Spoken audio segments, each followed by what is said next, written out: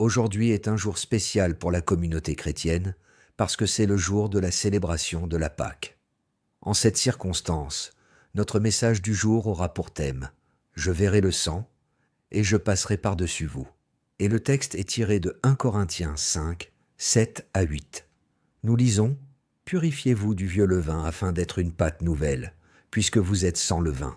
En effet, Christ, notre agneau pascal, a été sacrifié. Célébrons donc la fête, non avec du vieux levain, le levain du mal et de la méchanceté, mais avec les pains sans levain de la pureté et de la vérité. Aujourd'hui est un très grand jour pour tous les chrétiens sur terre. Aujourd'hui, nous célébrons la Pâque, qui commémore la résurrection de Christ.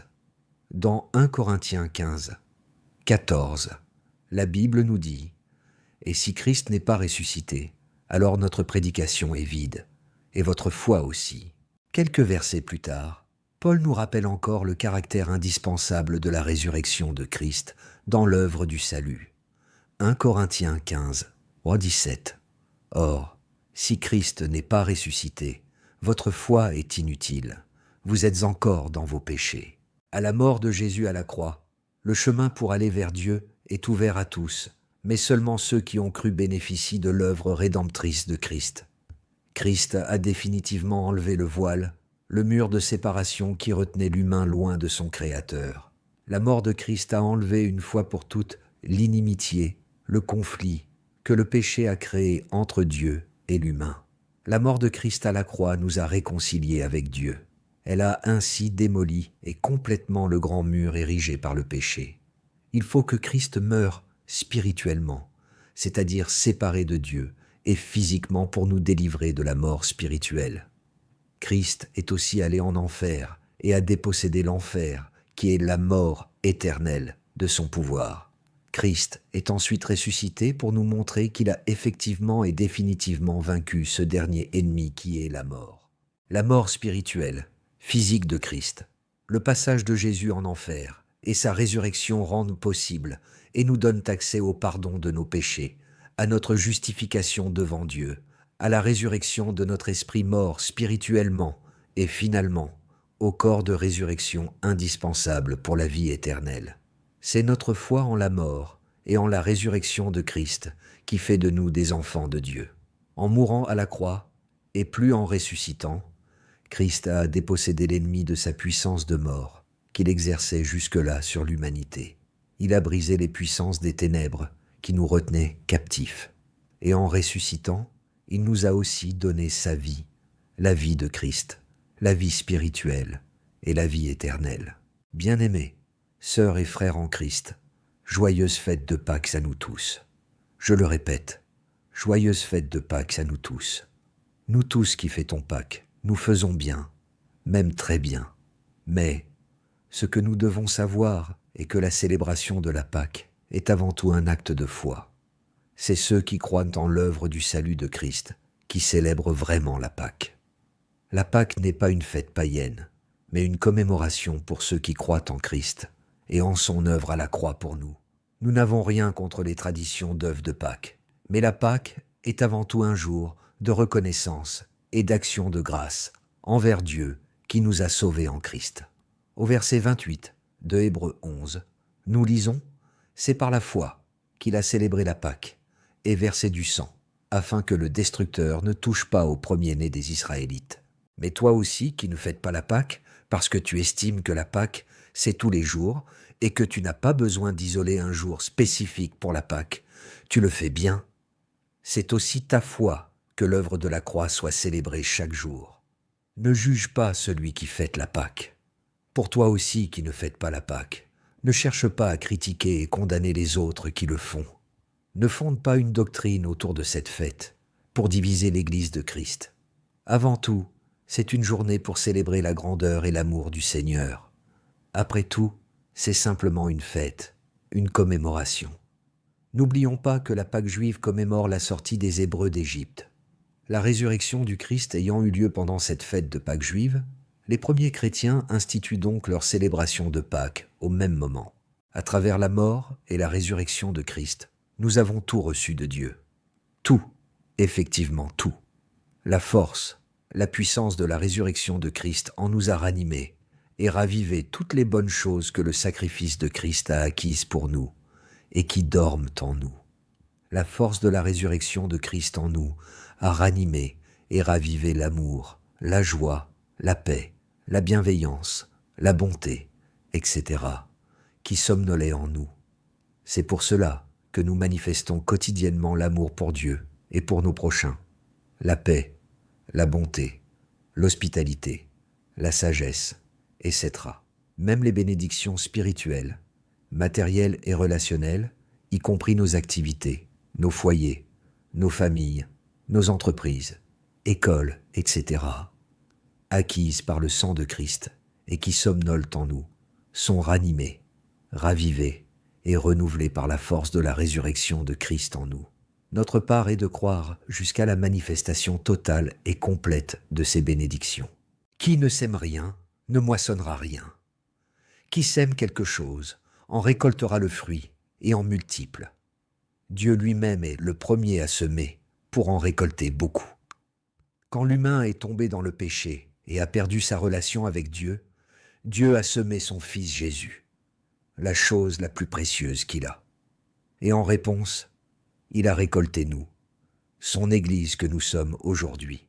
La mort de Jésus, cette semence, cette graine avec peine, souffrance, et sa résurrection ont permis à Dieu de nous moissonner, de moissonner notre esprit qui est né de nouveau et qui ira vivre en communion avec Dieu d'éternité en éternité. Aujourd'hui, nous célébrons la grande semence de Dieu, la mort de son Fils et de sa résurrection, la Pâque. La première grande moisson de Dieu pour la Pâque est le jour de la Pentecôte. La Pâque, dans un premier temps, montre le travail, l'œuvre de Dieu en faveur de son peuple choisi, la nation d'Israël, qu'il a sauvée et délivrée de la main des Égyptiens qui les ont rendus captifs pendant plus de 400 ans. Le texte du jour nous apprendre comment et combien le sang de Christ nous protège, nous délivre du malin, du mauvais, des accidents, de la mort subite, les malheurs et efface aussi nos péchés. Quand nous parlons du sang de Jésus, nous parlons de la vie de Jésus. C'est seul le sang de Jésus qui est capable de nous protéger et d'une façon éternelle. Le sang des animaux, utilisé dans la loi, n'est qu'une image, une ombre du sacrifice de Christ. Et lorsque Jésus a versé son sang, tout sacrifice de sang des animaux n'a plus de valeur devant Dieu. Dans Exode 12, 12 à 13 et 21 à 22, nous voyons l'utilisation du sang d'un agneau sans tache pour la délivrance des enfants d'Israël, que nous désignons de Pâques juives. Nous lisons « Cette nuit-là, je parcourrai l'Égypte, et je tuerai tous les premiers-nés du pays, hommes ou animaux. Je mettrai ainsi à exécution mes jugements contre tous les dieux de l'Égypte. Je suis l'Éternel. Pour vous, en revanche, le sang servira de signe sur les maisons où vous vous trouverez. Je verrai le sang, et je passerai par-dessus vous. Il n'y aura pas de fléau qui vous détruise quand je frapperai l'Égypte. » Moïse appela tous les anciens d'Israël et leur dit « Allez prendre une pièce de petit bétail pour vos familles et sacrifiez l'agneau pascal. Vous prendrez ensuite un bouquet de branches d'hysope. Vous le tremperez dans le bassin contenant le sang de l'animal, et vous toucherez le linteau et les 2 poteaux de la porte avec ce sang. Aucun de vous ne sortira de sa maison jusqu'au matin. Tout ce que Dieu a fait ou instauré dans l'ancienne alliance pointe ou est un symbole de l'œuvre de rédemption de Christ. Et le texte du jour nous donne la signification de la première Pâque célébrée en Égypte.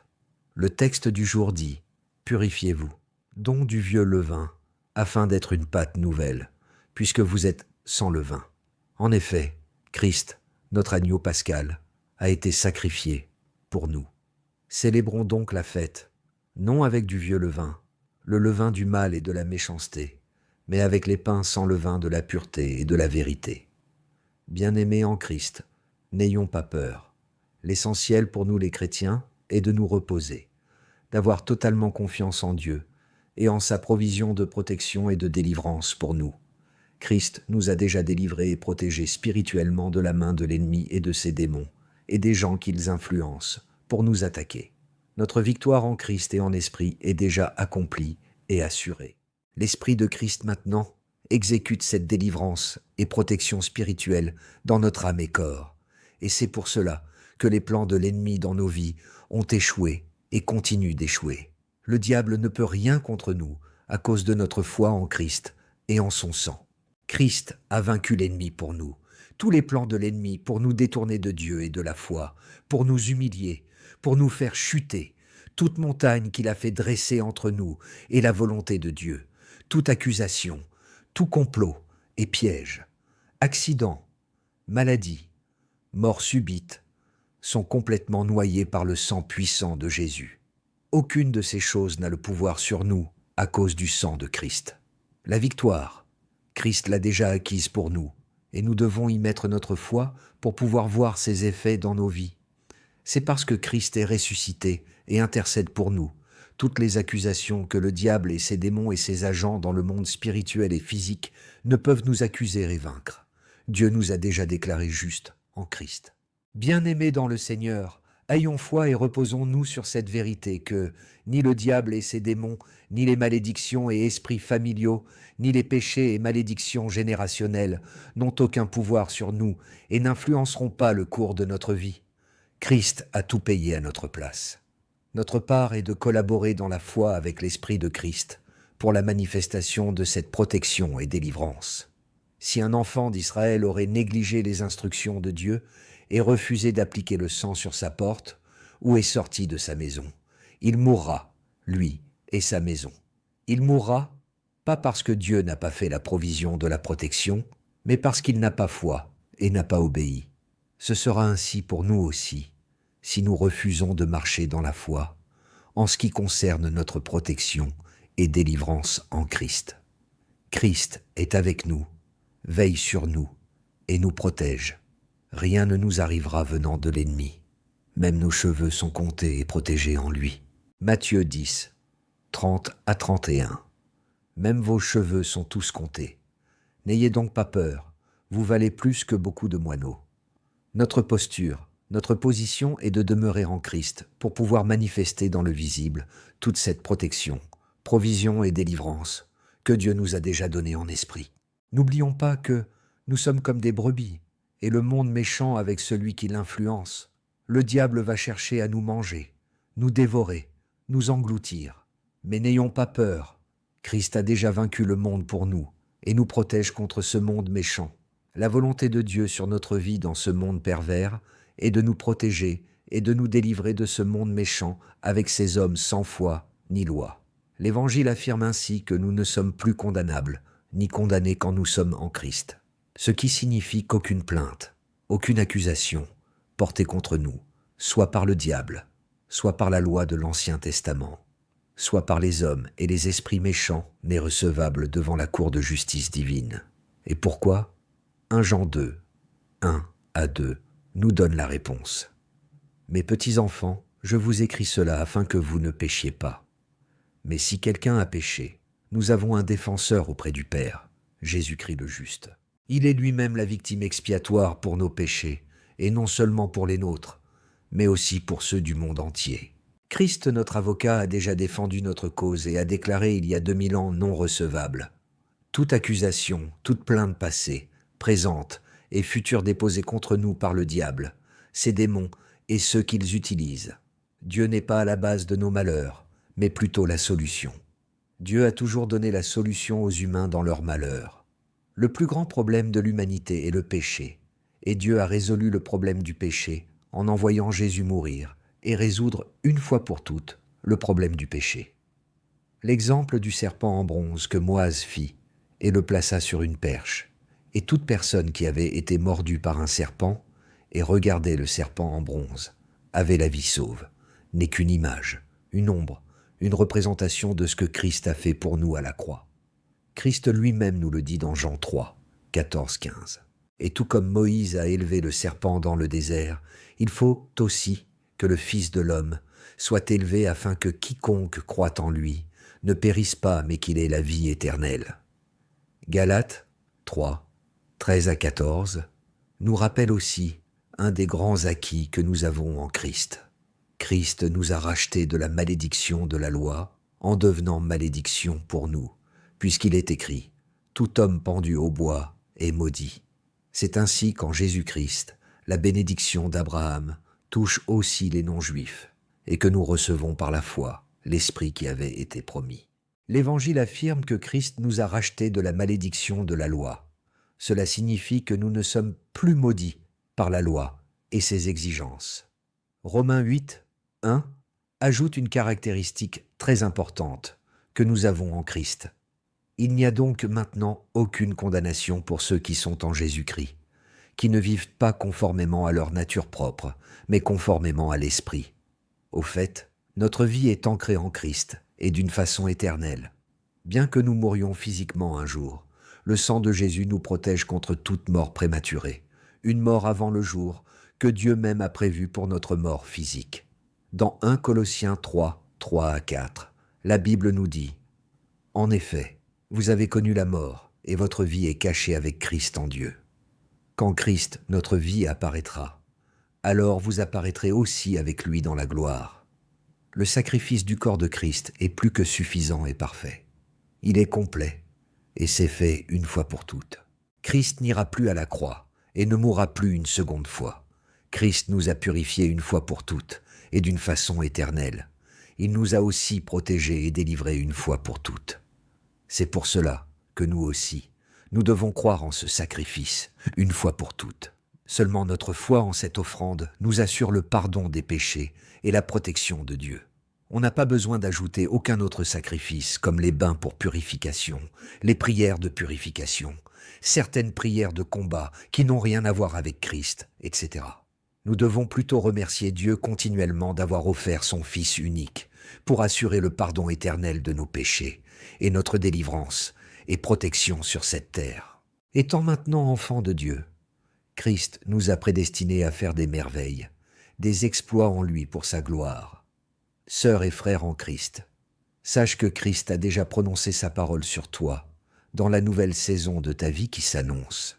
Il a déjà fait un plan, son projet pour toi en cette nouvelle saison, et il l'a déjà accompli par sa mort et sa résurrection il y a 2000 ans de cela. Dieu l'a déjà commencé et terminé pour toi en Christ. C'est chose faite. C'est à nous maintenant de recevoir par la foi cette nouvelle dimension où Christ nous amène, dimension créée et accomplie par Dieu en Christ. Arrête de te soucier, de faire de la paresse, de voler, de tricher, de manipuler, de mentir. L'Esprit de Christ est là pour t'aider. Dieu a toujours préparé et donné le meilleur à tous ceux qui sont morts à eux-mêmes, qui ont reçu son amour et qui aiment Dieu et les autres en retour. Christ, notre résurrection, notre Pâques, nous a déjà tout donné. En ce jour de Pâques, remercions Dieu pour la vie, le sang de son Fils Jésus qu'il a donné pour le pardon de nos péchés, les bénéfices du salut et la résurrection de son Fils qui nous justifie à jamais. Joyeuse Pâques à nous tous, et prospérons grâce à la puissance de résurrection de Christ. Amen et Amen.